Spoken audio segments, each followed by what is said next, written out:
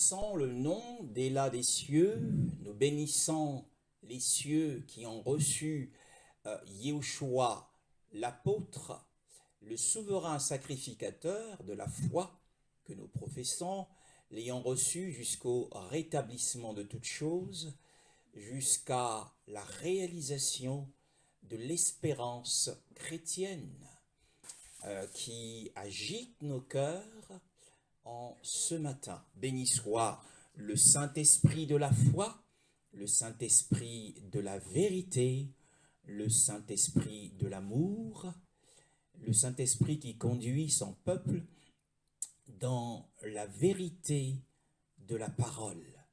À lui, nos cœurs s'abandonnent, à lui, notre intelligence se soumet, afin qu'il y jette des graines, les graines de la parole vivante et incorruptible. Au nom de Yeshua. Nous poursuivons notre enseignement ce matin sur l'apparition de l'Antéchrist. Nous avons souligné dans le livre de l'Apocalypse au chapitre 13, au tout premier verset, une parole.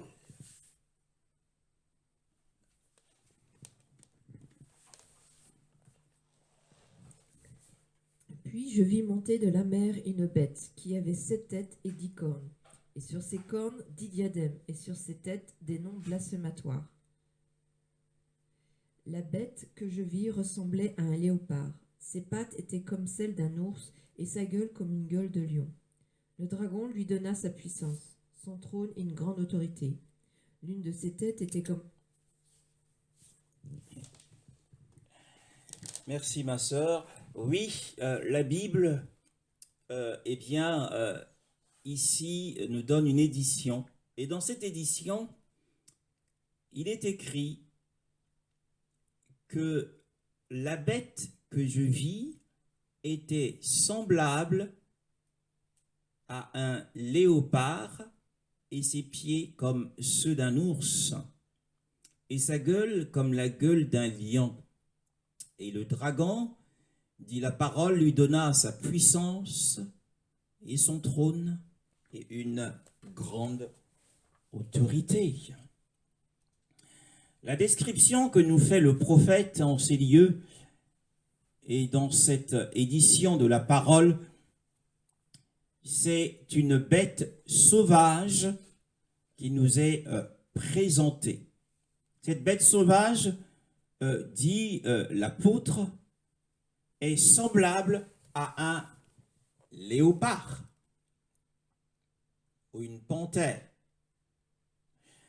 Nous savons tous qu'un léopard est caractérisé par sa férocité et par sa dangerosité.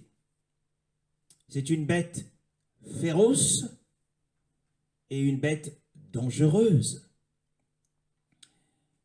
Et dans cette description, il y a le prophète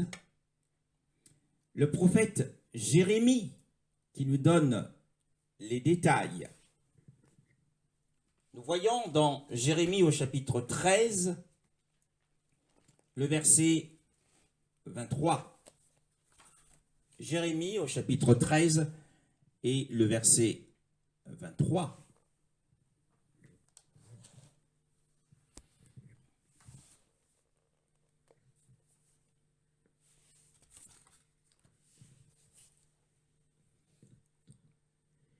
Un Éthiopien peut-il changer sa peau et un léopard ses taches? De même, pourriez-vous faire le bien, vous qui êtes habitués à faire le mal?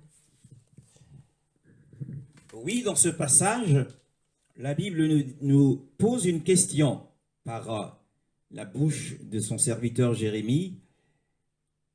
Un Éthiopien, c'est-à-dire un homme de type africain, un noir, peut-il changer sa peau? Quoiqu'aujourd'hui, avec l'avancée de la science, beaucoup ont tenté de changer leur peau. Mais dans Jérémie chapitre 13 et le verset 23, la Bible pose cette question. Un Éthiopien de l'Afrique australe, peut-il changer sa peau? Non. Naturellement, non. Et les léopards, c'est taches. Donc nous apprenons qu'un léopard a des multiples taches et que ces taches sont indélébiles. Et dit le prophète, et vous, pourriez-vous faire le bien, vous qui êtes accoutumés à faire le mal? Et nous comprenons que les taches du léopard, ici, représentent le mal, les péchés. Et qu'en est-il de cette bête sauvage? Nous savons que c'est l'antéchrist, c'est l'anti-Machia. Et donc l'anti-Machia est rempli de péchés devant Elohim, le Père. Ces tâches sont vues par le Père, vues par Elohim lui-même. Et il y a une rivalité, puisqu'il est dit antichrist ou anti-Machia. Donc il y a un antagonisme ou une rivalité entre le vrai Machia et l'anti-Machia. Donc nous voyons que l'anti-Machia sera un homme, lorsqu'il viendra, ça sera un homme qui concentrera en sa personne un grand nombre de péchés, puisqu'il est ici identifié à un léopard. Et ce qui caractérise le léopard, c'est non seulement sa férocité, c'est non seulement sa dangerosité, c'est non seulement sa rapidité, ce que nous allons aussi voir, sa ruse, sa cruauté, sa vigilance, mais c'est aussi la multitude des tâches qu'il porte. Et nous voyons dans 1 Pierre, au chapitre 1, le verset 19, l'opposé de l'anti-Machia.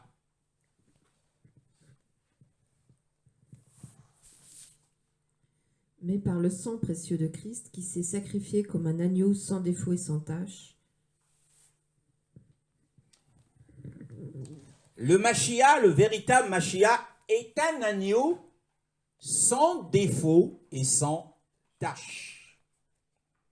Et tandis que l'anti-Machia est plein de taches. Donc Yehoshua est sans tache, c'est-à-dire sans péché, et sans défaut. Et dans un autre contexte, au sujet de l'Église, concernant sa présentation devant le Machia lui-même, vous savez ce qu'il est dit au sujet de l'Église. C'est une parole qui est bien connue. Dans Éphésiens chapitre 5, le verset 26 à 27, donc 25 à 27, au sujet de l'Église.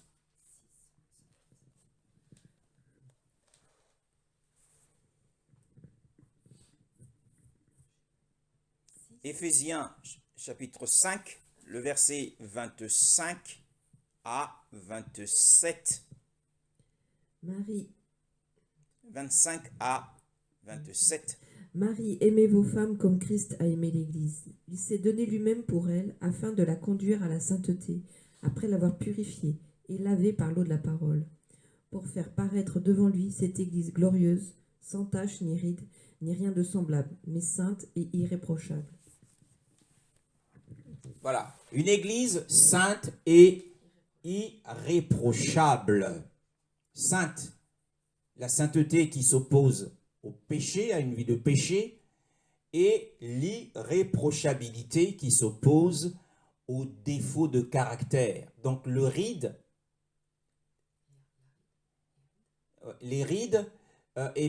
signifient les défauts. Une ride signifie les défauts. Au verset 25, il est dit « Et vous, Marie, aimez vos femmes comme le Machia a aimé l'assemblée et s'est livré lui-même pour elle. » Et nous connaissons cet épisode où Yahushua s'était livré lui-même pour son Église. C'était à Gethsémani. Quand Judas, emmenant avec lui toute la cohorte romaine pour se saisir de Yahushua, et ne pouvant le discerner, le distinguer parmi plusieurs frères, puisqu'il était vêtu quasiment de la même manière, ces soldats dirent « Cherchèrent Yahushua ». Et Yahushua leur dit « Qui cherchez-vous » Et ils reculèrent et tombèrent. « Et si c'est moi que vous cherchez, dit-il, laissez aller ceci. » C'est à ce moment-là qu'il s'était livré. Il avait donné une condition. Il était prêt à être arrêté, accepter d'être arrêté à condition que ses disciples soient laissés libres. C'est là qu'il s'est livré lui-même, parce qu'il avait le pouvoir de ne pas se livrer lui-même. Il avait le pouvoir, on l'a vu, comment toute la cohorte a reculé et tombé sous la puissance de l'Esprit à travers sa parole. Et la Bible dit qu'il s'est livré lui-même pour elle, donc pour l'Église, ensuite, afin de la sanctifier en la purifiant. Et en la lavant par le bain de la parole. Bien-aimés, la purification ici, c'est la purification par les eaux du baptême, par l'immersion des eaux du baptême. Ce n'est pas la purification de la parole, mais c'est la purification des eaux du baptême. Faites-vous baptiser afin que vous soyez lavés de vos péchés. C'est la purification extérieure par les eaux bénies du baptême. Et la Bible parle du bain d'eau de la parole. La parole ici, c'est la parole du commandement. Yahushua a dit à ses disciples, « Allez et faites de toutes les nations des disciples, baptisez-les au nom du Père, du Fils et du Saint-Esprit. » C'est sur la base de ce commandement que cette purification a lieu. Et une Église sainte et une Église irréprochable qui n'a pas de ride, c'est-à-dire qui n'a pas de défaut de caractère. Une ride, c'est un défaut de caractère. Pour être à l'image du véritable Machia. Le véritable Machia est sans ride et sans tache, c'est-à-dire sans défaut de caractère et sans péché. Car ce sont les défauts de caractère qui produisent. Ce sont les défauts de caractère qui sont la manufacture qui produit le péché dans nos vies. Et en ayant établi ce parallèle et cet antagonisme entre l'antéchrist, qui est ce léopard ayant une multitude de tâches, c'est-à-dire de péchés, et ayant un caractère de férocité, de dangerosité, nous voyons que Elohim lui-même, dans l'Ancienne Alliance, a menacé Israël d'utiliser cet animal pour se venger. Nous le voyons aussi, encore une fois, dans le livre de Jérémie, au chapitre 5 et le verset 6. Jérémie, chapitre 5, le verset 6.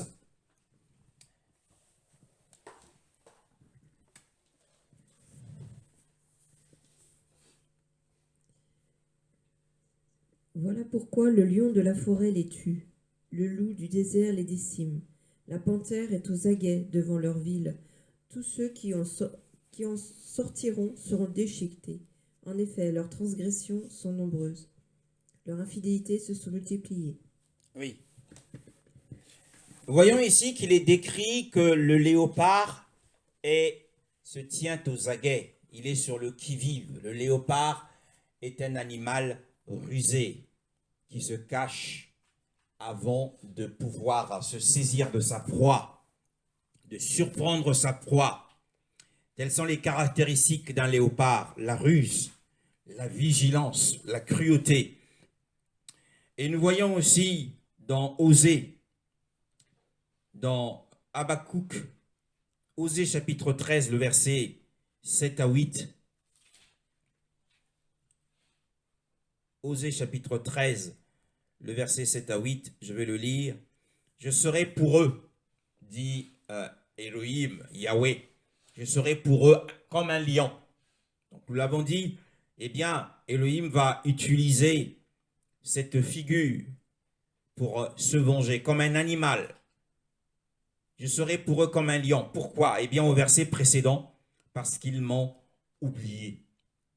L'oubli, lorsqu'on on est apostat, ou on est en cette apostasié, eh bien, qu'on a oublié la présence du Seigneur, qu'on vit pour soi et non pour Elohim, eh bien, il dit, je serai pour eux comme un lion, et je les épierai sur la route comme un léopard. Donc, voyez-vous que le léopard est celui qui se tient caché derrière un buisson, en train d'épier, en train d'être sur le guet pour bondir comme un léopard.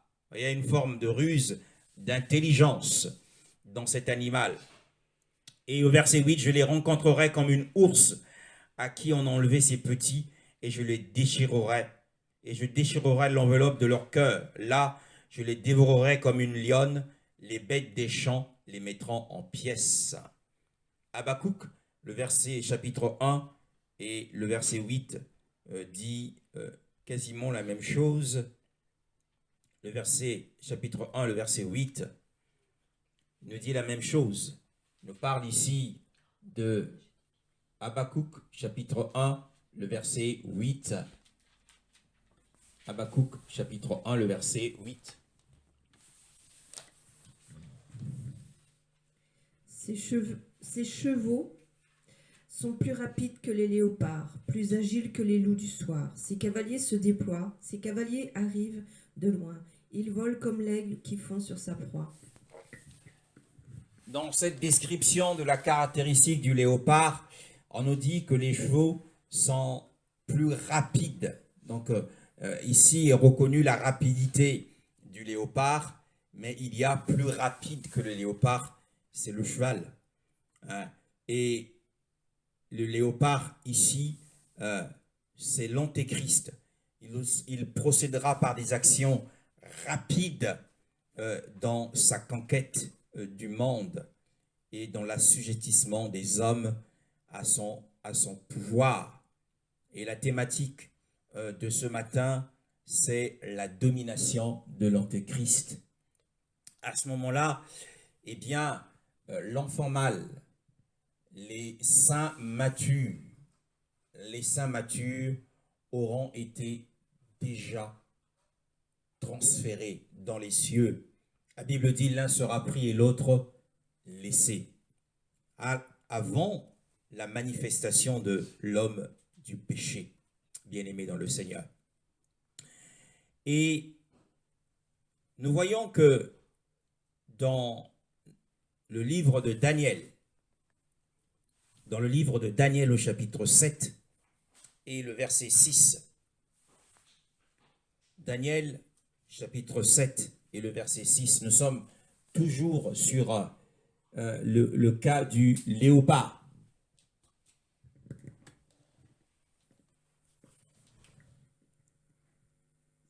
Après cela, j'ai vu une autre bête qui ressemblait à un léopard. Elle avait 4 ailes sur le dos, comme celle d'un oiseau. Cette bête avait 4 têtes et la domination lui a été donnée. Alors, la domination lui a été donnée, c'est une prophétie de Daniel. La domination a été donnée à ce léopard. Et dans la prophétie de Daniel, le léopard ici caractérise l'empire grec. Donc il est fort probable que en ce temps-là, qu'il y ait une révivance, il y ait un réveil de ce territoire et qu'il devienne très important en ce jour-là. Dans la prophétie de Daniel, il y avait quatre empires. Le premier empire, c'est l'empire de Babylone, représenté par, au chapitre verset 4, la première était semblable à un lion et avait des ailes d'aigle. Je la regardais jusqu'à ce que ses ailes furent arrachées. Elle fut soulevée de terre et mise debout sur ses pieds, comme un être humain, et un cœur d'être humain lui fut donné. Cette répartition des empires, en réalité, est facilement perceptible, facilement compréhensible par la vision que Nebuchadnezzar, roi de Babylone, avait reçue au chapitre 2 de Daniel. Si vous faites une lecture, vous verrez la tête de la statue qu'il avait reçue en vision était une tête en or. Et Daniel dit que cette tête, c'est toi, roi de Babylone. Donc c'était la Babylonie, le lion, le roi de la savane.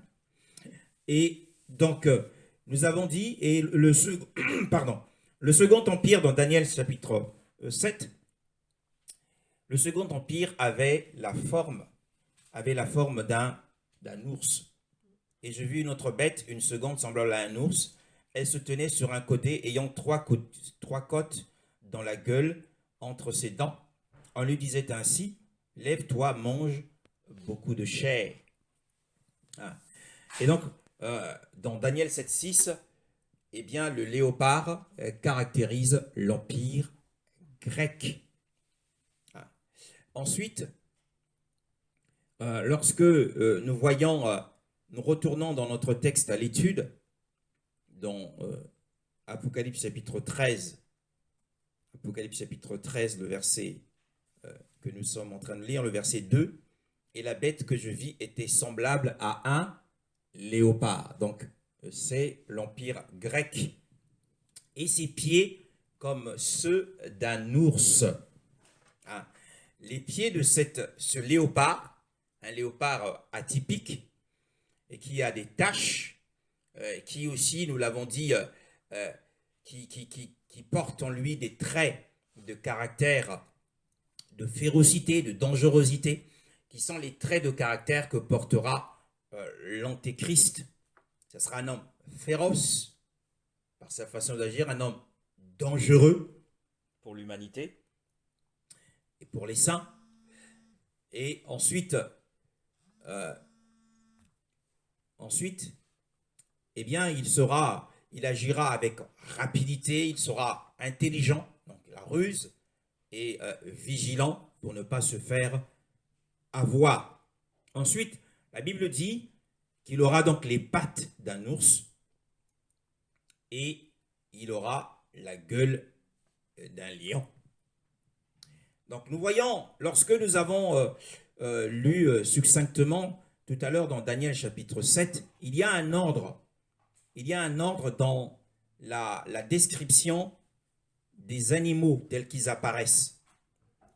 Dans Daniel chapitre 7, le verset 4 nous parle de la première bête qui était semblable à un lion. La première bête était semblable à un lion.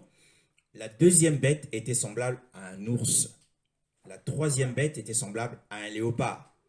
Et la quatrième bête, on nous dit simplement que c'est une bête effrayante, terrible et extraordinairement forte. Tandis que dans Apocalypse chapitre 13, l'ordre est renversé.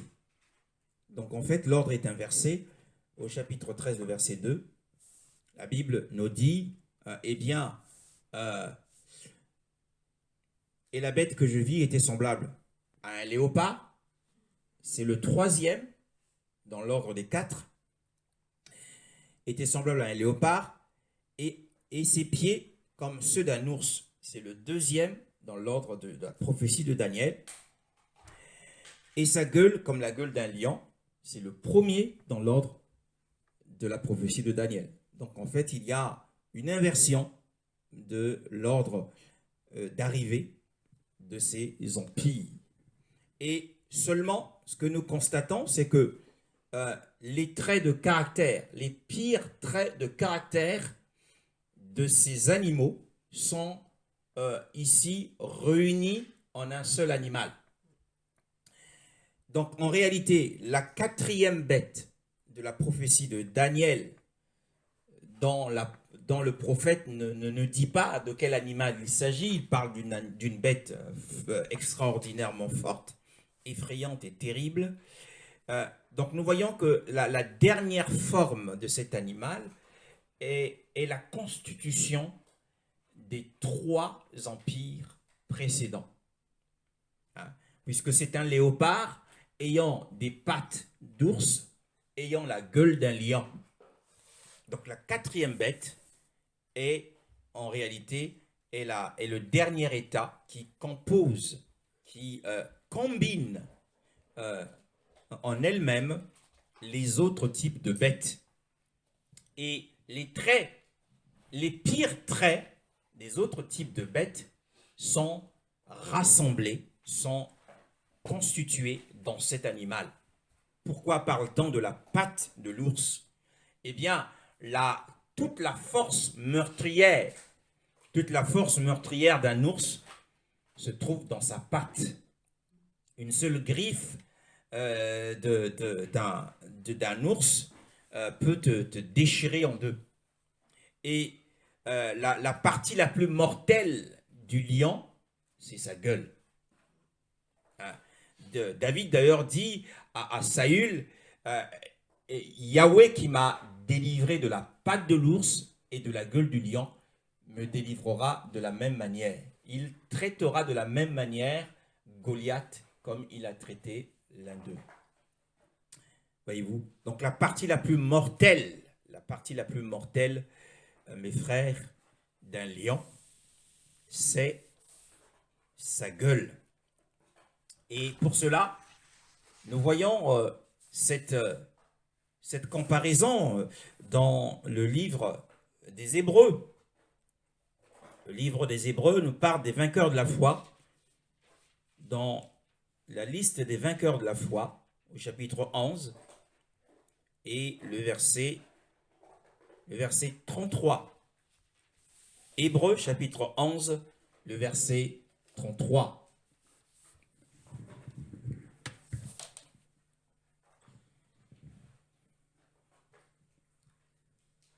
Par la foi, ils ont vaincu des royaumes, exercé la justice, obtenu la réalisation de promesses, fermé la gueule de lion. Amen. Oui, c'est par ces vainqueurs de la foi ont vaincu des royaumes, ils ont pratiqué la justice. C'est le propre d'un vainqueur. Nous aurons l'occasion d'en parler lorsque nous aborderons un sujet sur chercher premièrement le royaume des cieux. Et là, nous voyons qu'ils ont non seulement vaincu des royaumes, mais ils ont aussi fermé les gueules des lions. Nous avons dit que la gueule du lion, c'est sa partie mortelle, c'est-à-dire qu'ils ont vaincu la mort. Ils ont vaincu la mort. Et aussi un autre texte, c'est lorsque l'apôtre Paul adresse un courrier à Timothée. Timothée chapitre 2, chapitre 2 Timothée chapitre 4, le verset 17.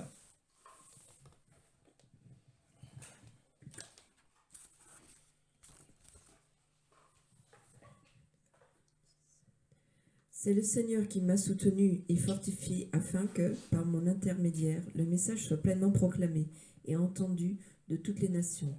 C'est ainsi que j'ai été délivré de la gueule du lion. Ah. Lorsque l'apôtre Paul a été appelé à se présenter devant Néron, puisque c'était sous cet empereur, c'est cet empereur qui l'a fait mourir, comme il a fait mourir beaucoup de saints, comme Pierre.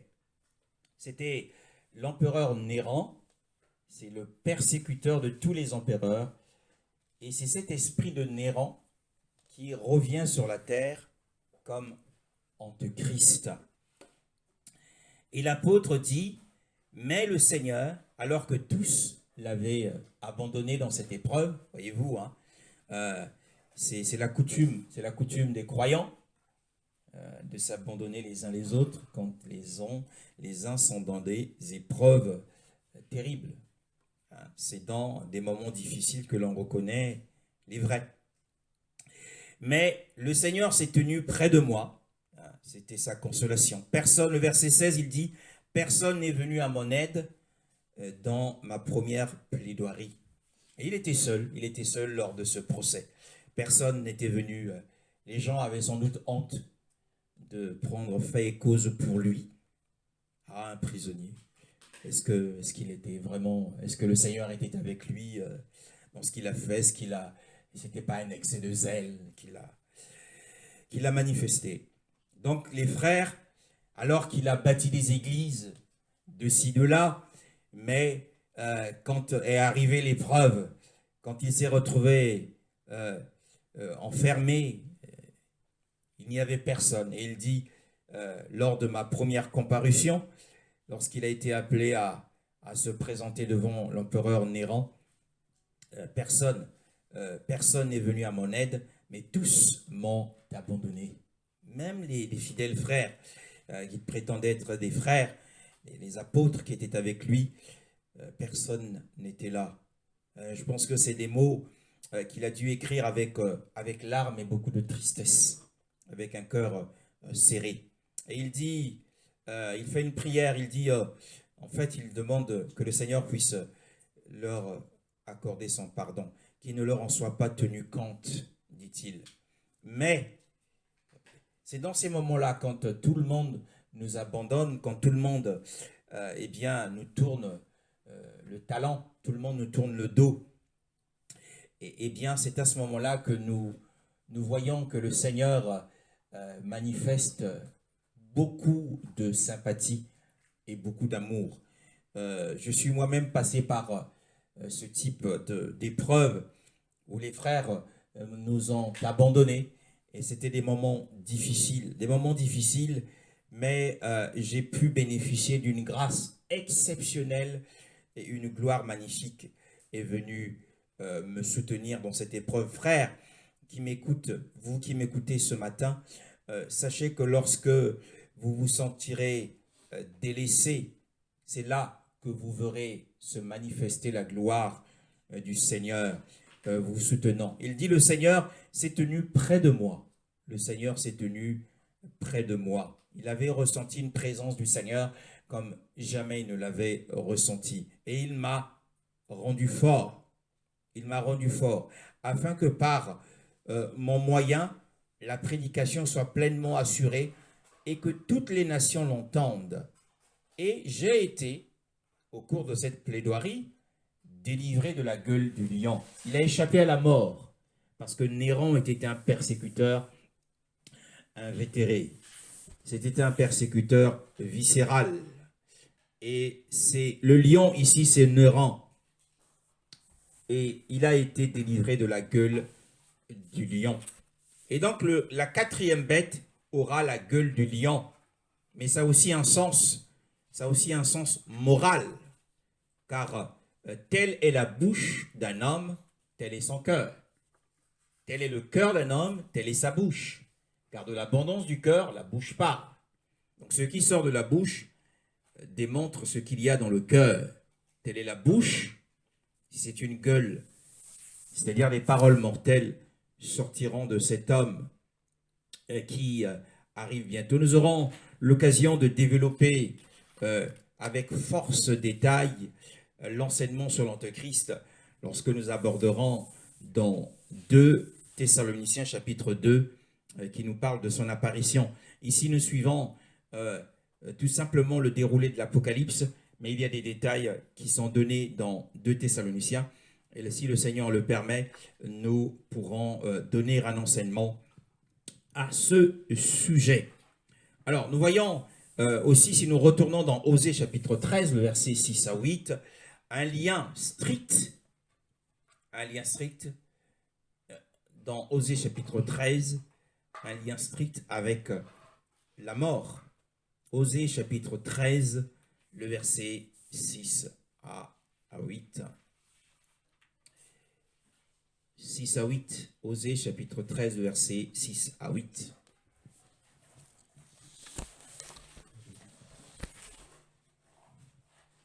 Ils se sont rassasiés de leur pâturage, ils se sont rassasiés, et leur cœur est devenu orgueilleux. Voilà pourquoi ils m'ont oublié. Je serai pour eux pareil à un lion, à une panthère, je les épillerai sur la route. Je les attaquerai comme une ours à qui l'on a enlevé ses petits. Verset 14. Et je déchirerai l'enveloppe de leur cœur. Je les dévorerai comme une lionne, les bêtes sauvages les mettront en pièces. Verset 14. Je les libérerai du pouvoir du séjour des morts, je les rachèterai de la mort. Mort, où est ton fléau? Séjour des morts, où est ton pouvoir de destruction? Le regret se cache à mes regards. Oui, mort, la Bible dit, je les rachèterai de la main du Sheol. C'est une promesse. C'est la promesse toujours mémorable de la résurrection. Je les rachèterai de la main du Sheol. Ici, les saints sont tenus dans ce lieu du rassemblement qui est appelé par Yeshua le paradis. Il l'a dit aux brigands sur la croix.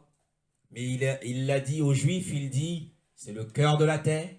Et lorsqu'il enseigne le peuple, il l'appelle le Saint d'Abraham. Lorsqu'il enseigne le peuple, il l'appelle le Saint d'Abraham.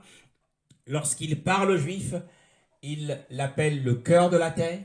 Et lorsqu'il parle aux brigands sur la croix, il l'appelle le paradis. Ici, c'est appelé le Sheol. On parle ici de la section agréable du Sheol, le paradis, où sont rassemblés tous les saints, où vont tous les saints à leur mort.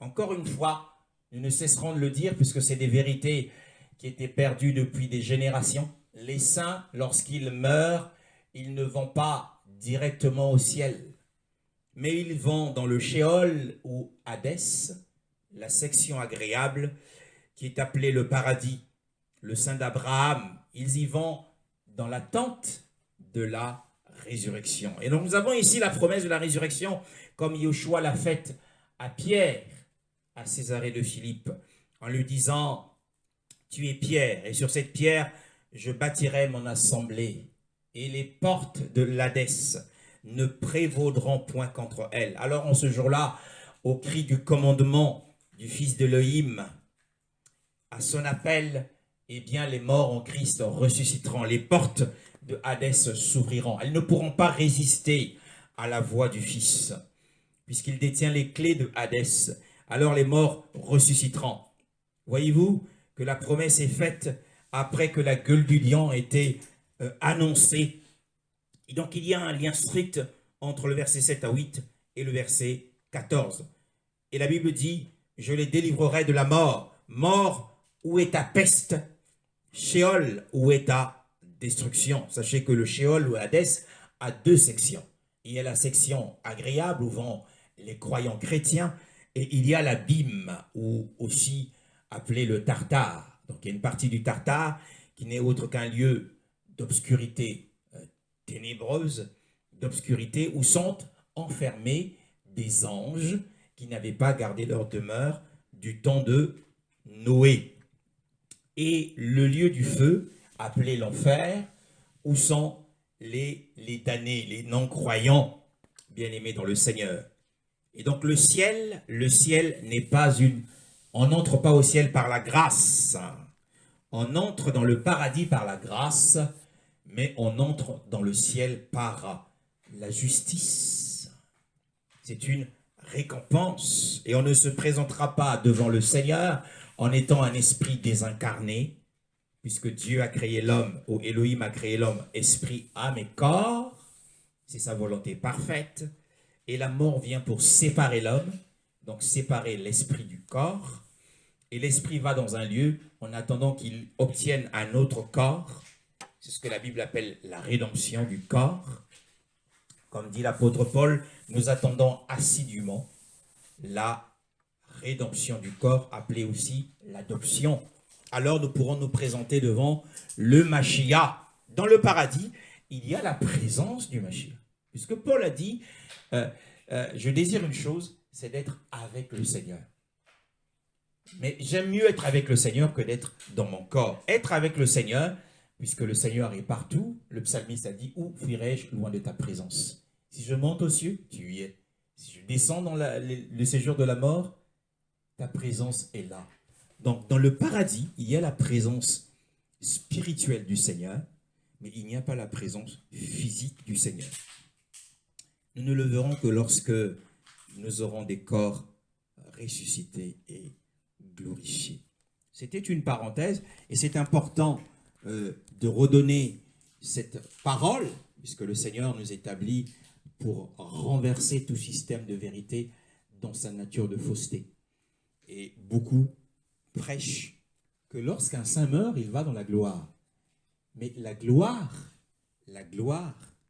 ne sera, nous ne jouirons de la gloire qu'après les récompenses, après le siège du jugement. Bien-aimés dans le Seigneur, nous aurons continuellement l'occasion d'évoquer cela en long et en large. Et si vous voulez avoir beaucoup plus de détails sur cet enseignement, référez-vous à notre enseignement sur la question « Où est le paradis ?» Et nous revenons à notre texte de base et nous avons réalisé que eh bien, le léopard qui sort de la mer a des caractéristiques des autres empires d'avant. Nous avons vu qu'il a une patte d'ours, une gueule de lion, et il a les taches du léopard. Apocalypse chapitre 13, le verset 2. Et donc nous pouvons considérer, bien-aimés dans le Seigneur, nous pouvons considérer que cette bête peut être vue de trois manières. Premièrement, comme nous avons vu, comme étant des territoires, des empires. Nous avons parlé de la Grèce, qui est représentée par le léopard. Nous avons parlé de l'ours, qui représente la Médie-Perse. La Médie-Perse, qu'est-ce que c'est? Puisque l'ours a les pattes de l'ours. La Médie-Perse, la Perse, vous connaissez que la Perse, c'est l'Iran. C'est l'Iran. Tout ce qui est Médie, Perse, c'est l'Iran. Donc en réalité, il y aura une force qui va découler de ces deux empires, la Grèce et l'Iran. Mais il y a aussi le lion de la prophétie de Daniel. Le lion de la prophétie de Daniel représente Babylone. Et Babylone, géographiquement parlant, c'est la zone qu'occupe l'Irak actuel. Donc il y aura une coalition de ces empires pour constituer, pour former la domination de l'Antéchrist. Il va passer par... Et c'est de là que découlera sa force de domination. Donc nous pouvons considérer le léopard comme des territoires, selon ce léopard ayant les pires traits de caractère, pattes d'ours, gueule de lion et les taches du léopard. Mais nous pouvons aussi considérer ce léopard ou cet animal moralement, en considérant en outre la statue de la vision de Nebuchadnezzar au chapitre 2 du livre de Daniel. Au chapitre 2 du livre de Daniel, on va le lire très rapidement. Chapitre 2 du livre de Daniel, à partir du verset 31. À partir du verset 31, la sœur va lire rapidement. partir du verset 31.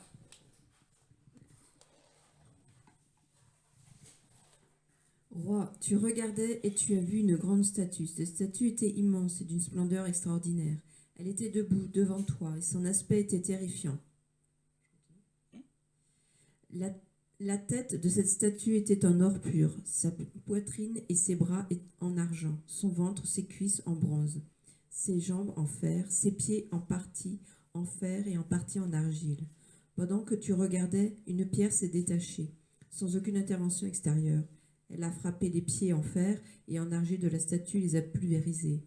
Le fer, l'argile, le bronze, l'argent et l'or ont alors été pulvérisés ensemble. Ils sont devenus pareils à la balle qui s'échappe d'une aire de battage en été. Le vent les a emportés et on n'a plus trouvé aucune trace d'eux. Quant à la pierre qui a été frappée, la statue, elle est devenue une grande montagne et a rempli toute la terre. Voilà quel était le rêve. Nous en dirons l'explication devant le roi. Roi, tu es le roi des rois parce que le Dieu du ciel t'a donné la royauté, la puissance, la force et la gloire. Il a placé sous ta domination où qu'ils habitent les hommes, les bêtes sauvages et les oiseaux. Et il t'a donné le pouvoir sur eux tous. La tête en or, c'est toi. Après toi surgira un autre royaume, inférieur au tien, puis un troisième royaume qui sera en bronze et qui dominera sur toute la terre. Il y aura un quatrième royaume, solide comme du fer. En effet, le fer pulvérise et écrase tout. Tout comme le fer brise tout, il pulvérisera et écrasera les autres. Tu as vu les pieds et les orteils en partie en argile de potier et en partie en fer. De même, ce royaume sera divisé. Mais il y aura en lui quelque chose de la force du fer, parce que tu as vu le fer mélangé à l'argile. Les doigts des pieds étaient en partie en fer et en partie en argile. De même, ce royaume sera en partie fort et en partie fragile.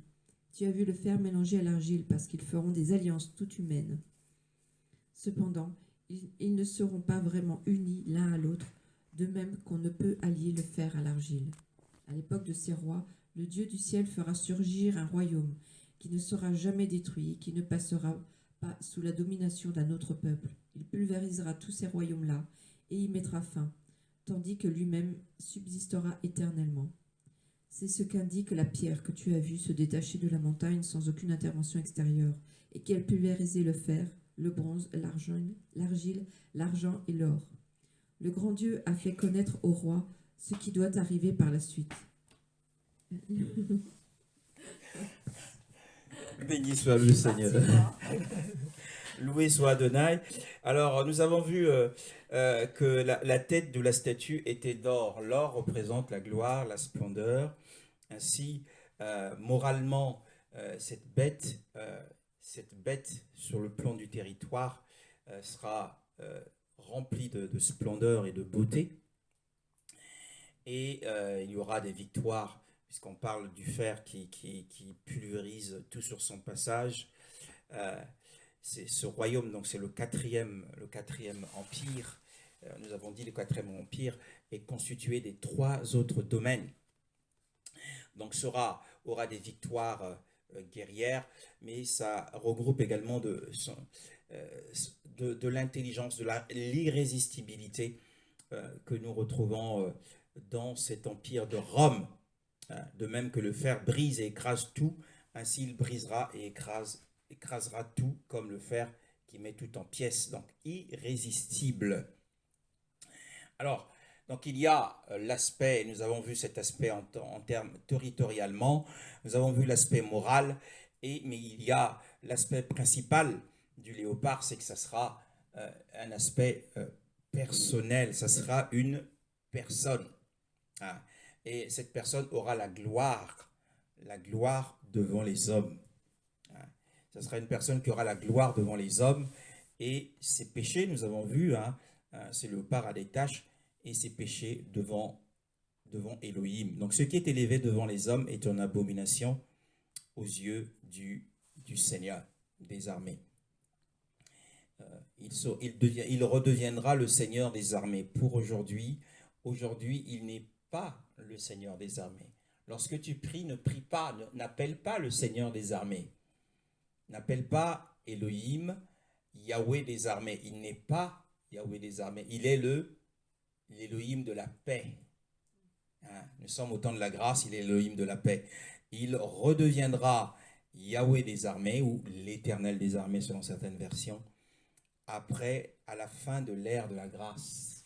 Hein, à la fin de l'ère de la grâce. Nous sommes à l'âge de la grâce et de la miséricorde.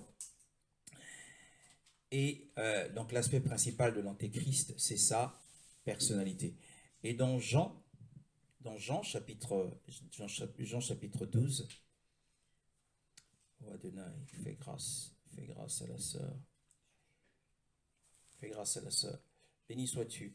Jean chapitre 12, le verset 31, la Bible dit, c'est maintenant le jugement de ce monde, maintenant le chef de ce monde sera jeté dehors. Donc Yahushua appelle Satan le chef ou le prince de ce monde. Et dans Jean 14, il dit la même chose, le verset 30. Dans ta version, Jean 14, verset 30.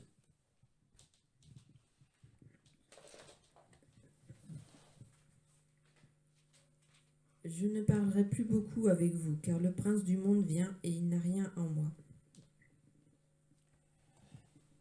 Oui, il est appelé 2 fois dans l'évangile de Jean,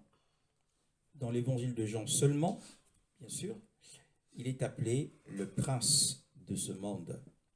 Et donc, ici, dans Apocalypse chapitre 13, verset 2, que nous sommes en train d'étudier, la Bible dit, et le dragon. Le prince de ce monde, c'est le dragon. Et quelles sont les caractéristiques de ce dragon? Au chapitre 12, le verset 3 nous dit, il parut aussi un autre signe dans le ciel, et voici un grand dragon rouge feu, ayant 7 têtes et 10 cornes. Donc c'est lui, le prince de ce monde, ici représenté. Et que fait-il lorsque le léopard, par ses manœuvres, c'est par les manœuvres du dragon, du grand dragon, que le léopard est apparu. Hein? C'est par ses manœuvres, c'est par ses machinations, parce qu'il s'était tenu au bord de la mer, et il a appelé le léopard de l'abîme. Et qu'a-t-il fait, ce grand léopard, ce prince du monde? Et la Bible dit qu'il lui donna sa puissance. Et il lui donna son trône et une grande autorité. Ah, je pense que pour les étudiants de la Bible, donner puissance, trône et autorité nous font penser à certaines choses. Ici, Satan essaie de suivre l'exemple et le plan d'Élohim. Il essaie de suivre l'exemple et le plan d'Élohim. Qu'est-il dit dans Matthieu chapitre 28, le verset 18? Et il pense que c'est la seule façon de faire prospérer son plan. Le diable pense que c'est la seule façon de faire prospérer ses programmes, c'est de suivre à la lettre l'exemple et le plan d'Élohim. Matthieu chapitre 28, le verset 18. Et c'est comme ça qu'il agit, c'est le singe d'Élohim. Il ne fait qu'imiter Élohim. Donc ici, il se présente comme Dieu, qui donne à un homme puissance, trône et autorité. 18. 28, 18.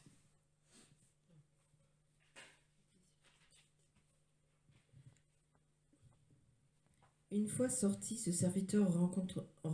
Matthieu 28, 18. D'accord.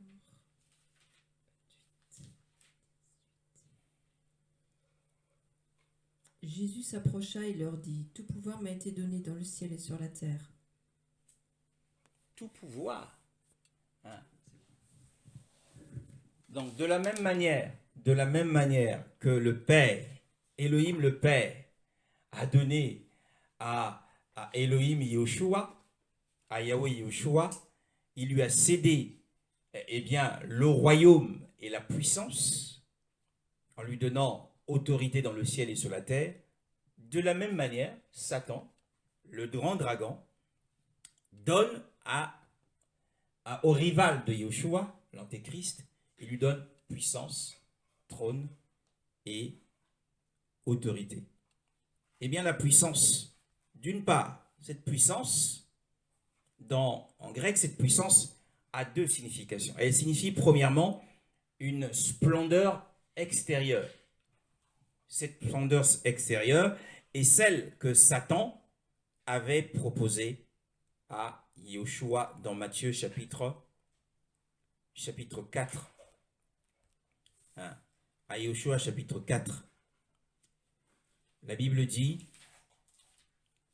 que dit la Bible à Yehoshua chapitre 4 dans Matthieu chapitre 4, le verset 5.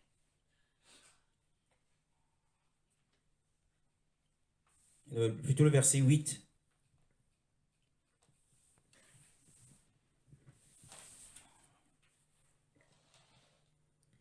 Le diable le transporta encore sur une montagne très élevée, lui montra tous les royaumes du monde et leur gloire. Voilà. Donc il lui a, lors de la tentation, eh bien il a tenté notre Adonai Yehoshua en lui proposant eh bien la gloire des nations.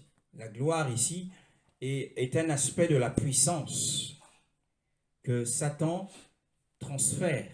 Là, il est en train de transférer sa puissance, c'est-à-dire la gloire, à cet homme. Nous avons dit que le léopard peut être considéré comme un territoire, comme une personne morale, mais aussi comme une personne physique. Et il lui transfère sa puissance. C'est un aspect de la puissance, cette gloire. La splendeur extérieure. Mais il y a un aspect principal de cette puissance.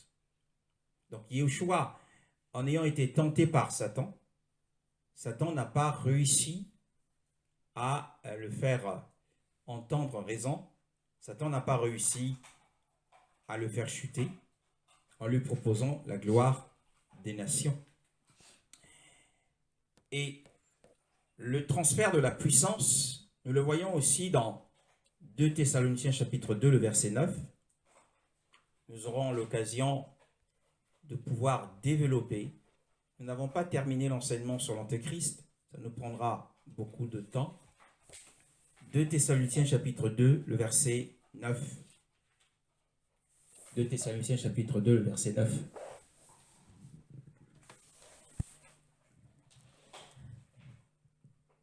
La venue de cet impie se fera par la puissance de Satan, avec toutes sortes de miracles, de signes et de prodiges mensongers, et avec toutes les séductions de la justice pour ceux qui périssent, parce qu'ils n'ont pas accueilli l'amour de la vérité pour être sauvés.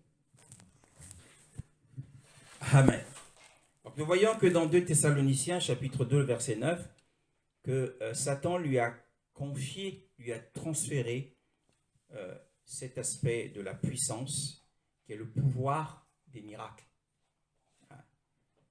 Mais le pouvoir des miracles pour tromper, le pouvoir des miracles pour séduire. Et il n'y a pas seulement le transfert de la puissance, mais il y a aussi le transfert d'un trône. D'un trône, bien aimé dans le Seigneur. Un trône a été donné. Le dragon a donné au léopard un trône. Et un trône suppose un royaume.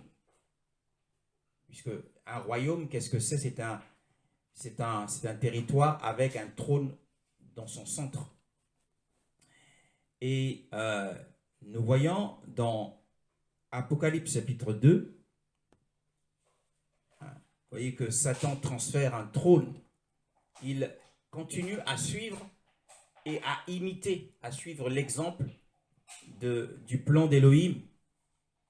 Avant de lire Apocalypse chapitre 2, verset 13, nous allons voir en quoi est-ce qu'il continue à suivre l'exemple et le plan d'Élohim. Luc chapitre 1, le verset 32. Ah. Luc chapitre 1, le verset 32 que nous dit la parole du Seigneur. Luc chapitre 1, le verset 32. Une promesse est faite dans ce passage.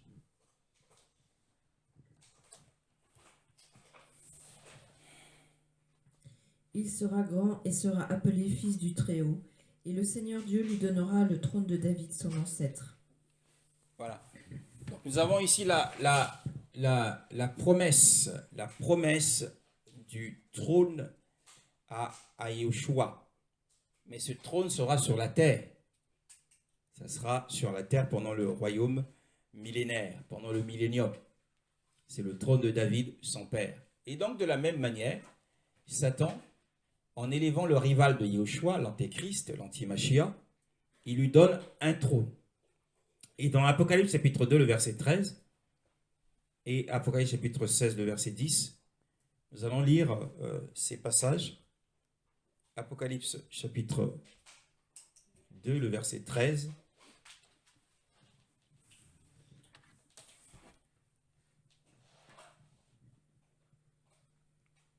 Je connais tes œuvres et l'endroit où tu es établi, là où se trouve le trône de Satan. Tu es fermement attaché à mon nom et tu n'as pas renié la foi en moi, même durant les jours où Antipas, mon témoin fidèle, a été mis à mort chez vous, là où Satan est établi.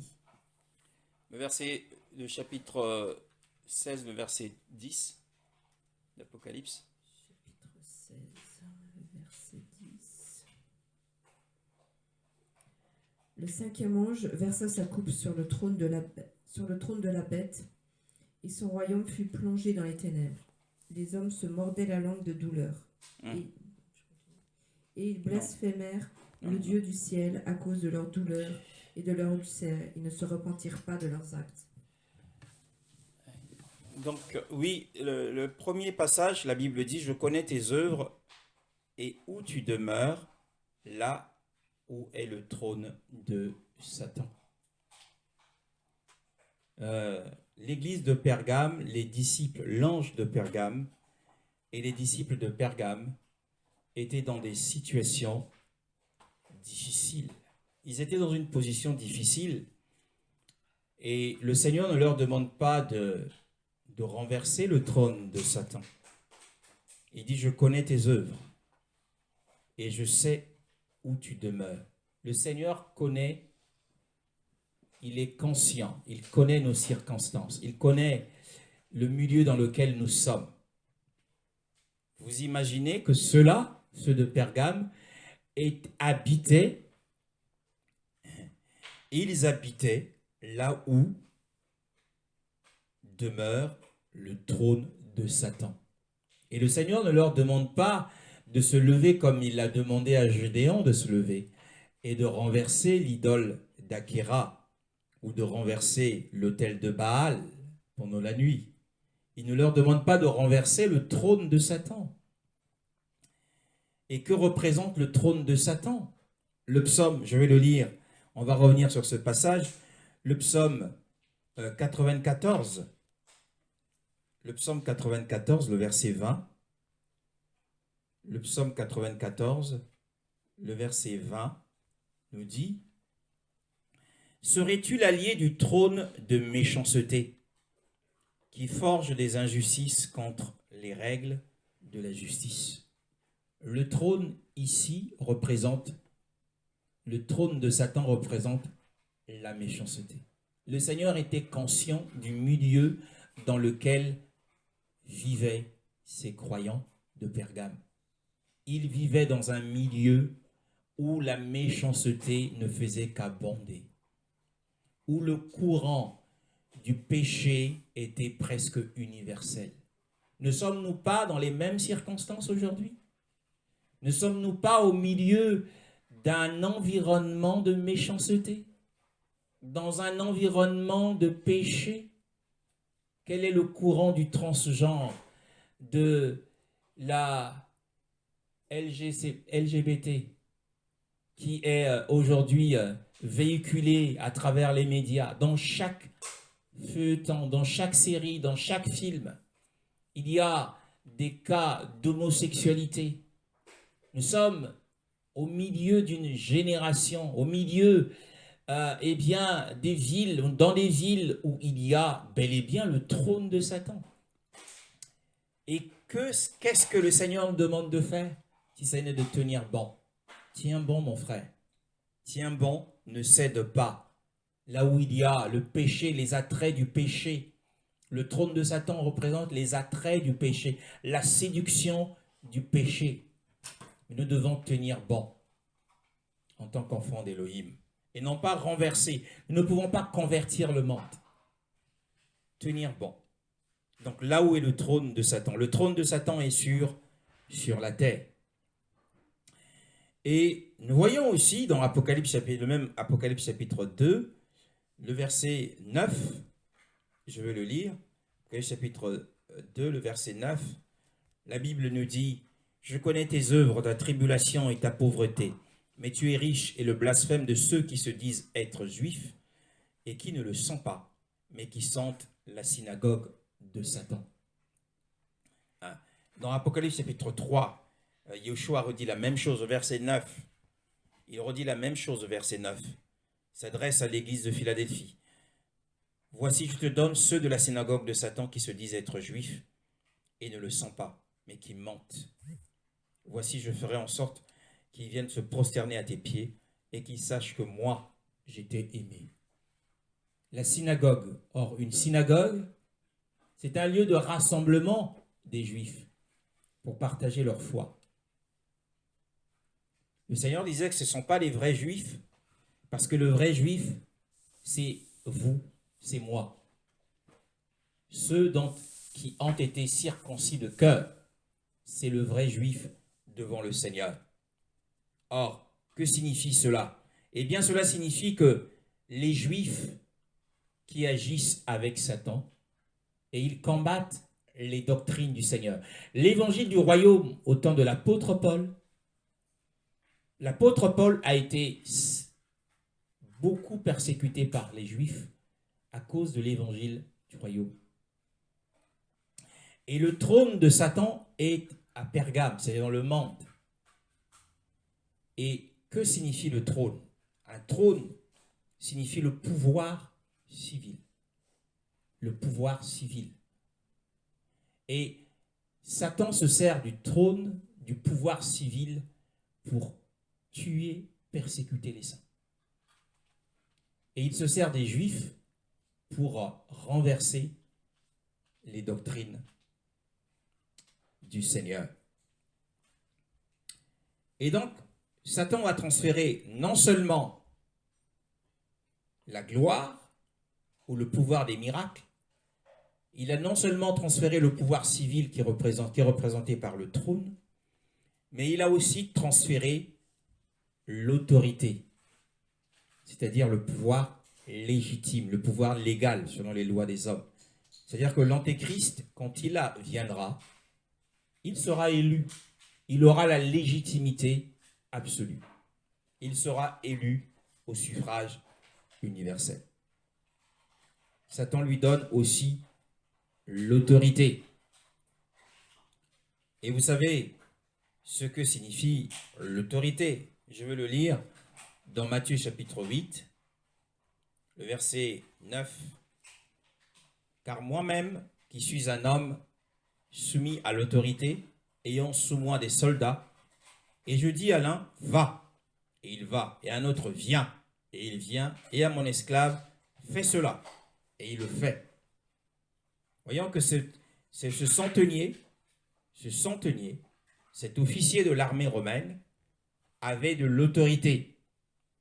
Et il donne l'exemple de ceux qui lui sont des soldats qui étaient sous son autorité. Et dans Jean, chapitre 19, le verset 20, Jean chapitre 19, le verset 10, pardon. Le verset 10, la Bible dit, alors Pilate lui dit, est-ce à moi que tu ne parles pas? Ne sais-tu pas que j'ai autorité pour te crucifier et que j'ai autorité pour te relâcher. Alors, l'Antéchrist va combiner ces trois pouvoirs. Il aura le pouvoir de faire des miracles, il aura la beauté, ça sera un bel homme, il aura la gloire devant les hommes, et il aura le pouvoir civil, comme l'ont les chefs des États, et il aura l'autorité, c'est-à-dire la légitimité totale. Or, nous savons qu'un pape, parce que le quatrième royaume, c'est Rome, mais où est Rome dans les quatre royaumes que nous avons, dans les trois royaumes que nous avons cités tout à l'heure? Nous avons cité l'empire grec, caractérisé par le léopard. Nous avons cité l'empire médo-perse, caractérisé par les pattes de l'ours. Et nous avons cité la gueule du lion, caractérisée par Babylone. Mais nous n'avons pas cité Rome, qui est le quatrième royaume. Eh bien, le quatrième royaume, c'est les 7 têtes et les 10 diadèmes. N'est-ce pas? Nous l'avons lu dans Apocalypse chapitre 17, que les 7 têtes, ce sont les 7 montagnes. Nous l'avons lu. Et nous savons que Rome est bâtie sur 7 collines. Alors, l'Antéchrist, lorsqu'il va former sa domination sur les empires, va effectivement, bien aimé, combiner à la fois la puissance pour faire des miracles, il aura le pouvoir civil, mais il aura aussi l'autorité légitime. Or, les papes, qu'est-ce qu'un pape? Un pape, c'est à la fois un roi et c'est à la fois un prêtre. Parce que le Vatican est un État. Donc, il a le pouvoir roi, ce qui signifie trône. Donc, il a le pouvoir civil et il a le pouvoir sacerdotal, c'est-à-dire qu'il est médiateur pour l'expiation. Mais en aucun cas, l'Antéchrist accepte d'être un prêtre. Et Yahweh, Adonai, n'a jamais autorisé la combinaison de, à la fois de la puissance des miracles et du pouvoir civil, c'est-à-dire le trône.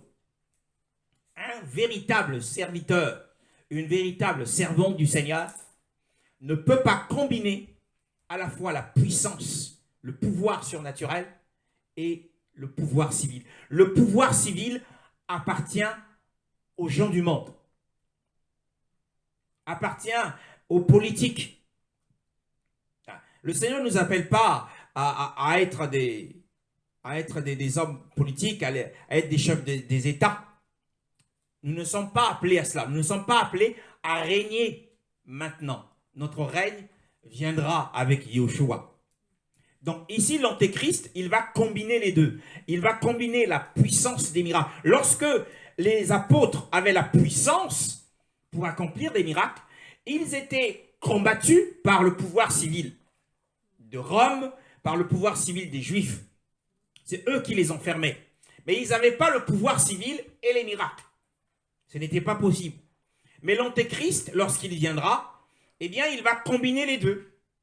Il aura le pouvoir civil et il aura le pouvoir de faire des miracles. Et cela, ça sera la preuve de la corruption de la source. Parce que la Bible dit dans Jean, chapitre 14, je vais le lire, Jean 14, le verset 16. Jean 14, le verset 16, la Bible dit, eh bien, et moi je prierai le Père, et je vous donnerai un autre Paraclétos pour demeurer avec vous pour l'éternité.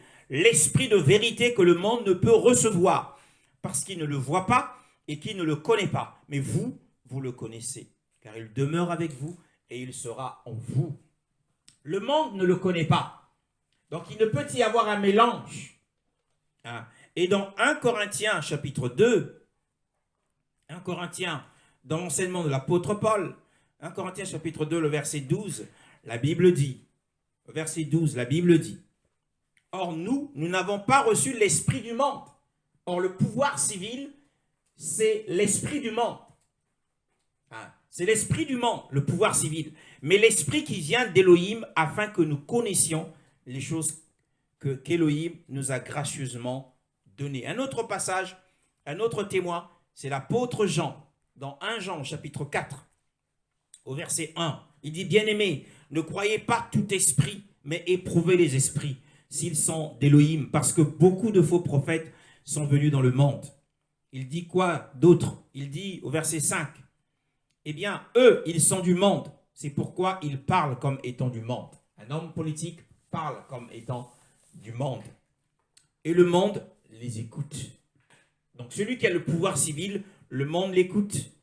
Le verset 6, mais nous sommes d'Élohim. Celui qui connaît Élohim nous écoute.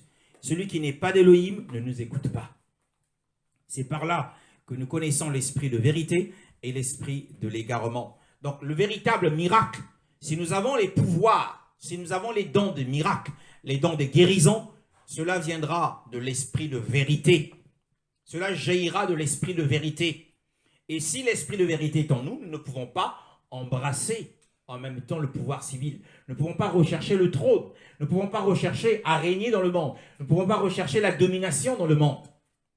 Il y a des enseignements. Il y a des enseignements dans certaines églises qui prétendent, et cela n'est pas biblique. D'ailleurs, l'apôtre Paul, dans le livre des Corinthiens, dénonce cela. Nous ne sommes pas appelés à régner maintenant. Ils disent le royaume maintenant. Régnons maintenant. Nous ne régnons pas maintenant. Les saints doivent attendre l'accomplissement de la promesse faite à Daniel. Tout à l'heure, tu as lu, ma sœur, ce passage de Daniel qui annonce la venue d'un royaume qui ne passera pas. Mais Daniel 7 également annonce que le jugement sera donné aux saints. Dans Daniel 7. Alors, bien aimés, nous voyons qu'il y a un match. Il y a un match entre le pouvoir civil et le pouvoir spirituel. Lorsque Élie, le prophète, a exposé ses miracles sur la montagne du Carmel, il a emmené le peuple à se repentir, il a produit un réveil, mais c'était un réveil de courte durée. Après avoir tué tous les prophètes de Baal et d'Akhéra, le lendemain, une femme du nom de Jézabel, qui représentait le pouvoir civil, qui était reine en Israël, en même temps qu'Akab, a juré au nom de ses dieux qu'elle traiterait Élie de la même manière qu'Élie avait traité ses prophètes. Et nous voyons que Élie, malgré le pouvoir des miracles qu'il avait, il s'est enfui dans le désert.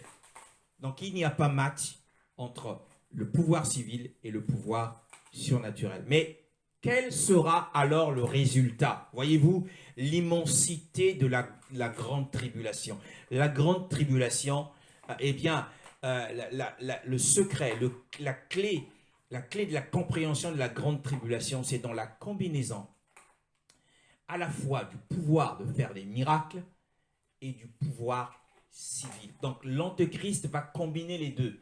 Ce que le Seigneur ne permet pas ici pour les chrétiens, mais il va permettre que Satan lui donne à la fois le trône, c'est-à-dire qu'il puisse régner, qu'il puisse dominer, avoir de l'influence, mais qu'il accomplisse également des miracles. C'est de là que viendra le feu de l'épreuve, bien-aimés dans le Seigneur.